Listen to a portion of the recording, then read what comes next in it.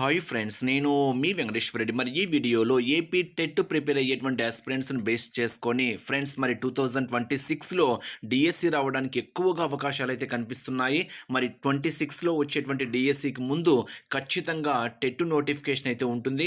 Maximum ఈ ఇయర్లోనే October కానివ్వండి, November కానివ్వండి టెట్ నోటిఫికేషన్ రావడానికి ఎక్కువగా అవకాశాలు అయితే కనిపిస్తున్నాయి. మీరు టెట్ స్కోర్ అయితే ఎంత పెంచుకోగలిగితే పాసిబిలిటీ ఉన్నంత వరకు టెట్ స్కోర్ అయితే ఎక్కువ పెంచుకోండి. ఎందుకంటే రాబోయే డిఎస్సిలో టెట్ మార్క్స్ అనేటివి చాలా చాలా కీలక పాత్ర పోషిస్తాయి అనేది మాత్రము గుర్తుపెట్టుకోండి. సో టెట్లో మీకు 100, 80లు 90లు అయితే మాత్రము నెక్స్ట్ డిఎస్సికి అయితే చాలా వరకు అయితే యూస్ కావు. ఎందుకంటే మీరు టెట్ యొక్క స్కోర్ డిఎస్సిలో minimum 17 to 18 marks 17 to 18 marks add అయ్యే విధంగా మీరు ఫోకస్ చేసుకుంటే టెట్లో డిఎస్సిలో మీరు ఈజీగా జాబ్ అయితే సాధించగలరు. మరి టెట్కు సంబంధించినటువంటి కొత్త బ్యాచ్ ఈ రోజే స్టార్ట్ చేసాం ఫ్రెండ్స్. ప్రాసెస్ కూడా ఏ విధంగా ఉంటుందో క్లియర్గా చెప్తా. మీకు కంప్లీట్గా క్లాసెస్ ఉంటాయి, ఎగ్జామ్స్ ఉంటాయి, రివిజన్ టెస్ట్లు ఉంటాయి. మరి ఈ రోజు నుంచే బ్యాచ్ స్టార్ట్ చేసాము. సో ఆ ప్రాసెస్ ఏ విధంగా ఉంటుందో కూడా మీకు క్లియర్గా చెప్తా. కేవలము 1200 రూపీస్ మాత్రమే తీసుకుంటున్నాము. ఎస్జిటి పరంగా టెట్ కంప్లీట్ సిలబస్ 90 డేస్ కల్లా సిలబస్ కంప్లీట్ చేసి తరువాత ఎగ్జామ్ డేట్ వరకు మీకు రివిజన్ ఎగ్జామ్స్ కూడా కండక్ట్ చేయడం అయితే జరుగుతుంది. సో ఈ అవకాశాన్ని మిస్ చేసుకోవద్దు. కేవలం 1200 రూపీస్ మాత్రమే. బిల్లింగ్ ఉన్న వాళ్ళు స్క్రీన్ మీద కనిపించేటువంటి నా వాట్సాప్ నెంబర్కి టెట్ పర్పస్ అని మెసేజ్ చేయండి ఫ్రెండ్స్. మళ్ళీ చెప్తున్నా, టైంపాస్ మెసేజెస్ చేయొద్దు. ఖచ్చితంగా జాయిన్ కావాలి. బిల్లింగ్ ఉంటేనే నా వాట్సాప్ నెంబర్కి టీఈటీ టెట్ పర్పస్ అని మెసేజ్ చేయగలరు. మరి మన ప్రాసెస్ ఏ విధంగా ఉంటుంది, షెడ్యూల్స్ ఏ విధంగా ఉంటాయి అనేది కూడా చాలా మందికి డౌట్ ఉంటుంది. కాబట్టి సో ఫ్రెండ్స్, మరి ఈ రోజు ఇచ్చినటువంటి షెడ్యూల్, సో డే 1 ఈరోజు ఆల్రెడీ షెడ్యూల్ ఇచ్చాము. ఈరోజు 6th ఈరోజు షెడ్యూల్ ఇవ్వడం అయితే జరిగింది.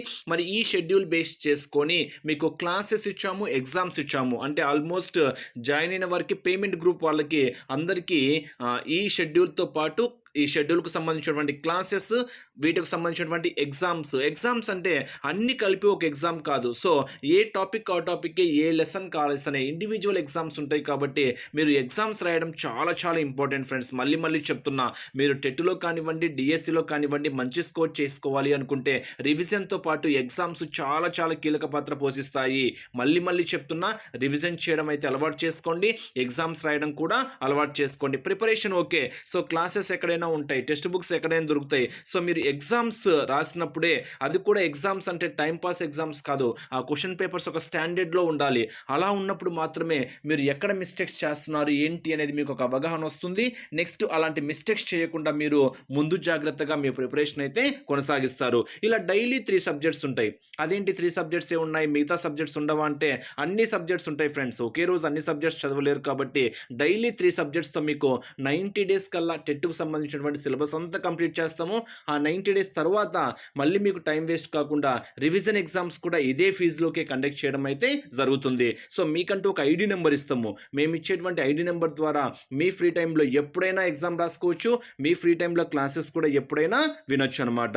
సో ఎంటర్ చేయగానే పాస్కోడ్ క్వశ్చన్ పేపర్ ఓపెన్ అవుద్ది. మీరు మొత్తం చేసిన తర్వాత లాస్ట్లో సబ్మిట్ చేయగానే మీరు ఎన్ని కరెక్ట్ చేశారు, ఎన్ని తప్పులు చేశారు, తప్పు చేసిన దాని యొక్క కరెక్ట్ ఆన్సర్ ఏంటి అంటే మెయిన్ ఎగ్జామ్లో రెస్పాన్స్ షీట్ ఏ విధంగా ఉంటుందో ఇక్కడ కూడా సేమ్ అలాగే రెస్పాన్స్ షీట్ లాగా మీకు డిస్ప్లే అవుతుందన్నమాట. సో అలా డిస్ప్లే అయినప్పుడు తప్పు చేసిన దాని యొక్క కరెక్ట్ ఆన్సర్ చెక్ చేసుకోవడము, మళ్ళీ ఆ క్వశ్చన్ అబ్జర్వ్ చేసి మీరు దాన్ని రీసాల్వ్ చేసుకోవడం అంటే సరిచూసుకోవడము, ఇలాంటివన్నీ మీకు ఎగ్జామ్స్ రాస్తేనే తెలుస్తుంది. కాబట్టి ఎగ్జామ్స్ రాయడం మాత్రం మిస్ చేసుకోవద్దు. నెక్స్ట్ టెట్లో 130 to 140 టార్గెట్ పెట్టుకోండి. 130 to 140 టార్గెట్ పెట్టుకొని చదివితేనే మీరు రాబోయే డిఎస్సిలో మీరు సక్సెస్ అయితే అవుతారు. డిఎస్సిలో పోస్ట్ సంఖ్య గురించి ఆలోచించకూడదు. మీకు ఒక్క పోస్ట్ ఉన్నా కానీ ఆ ఒక్క పోస్ట్ కోసమైనా కానివ్వండి హార్డ్ వర్క్ చేయాలి. సో అందరూ మీలాగే ఉంటారు.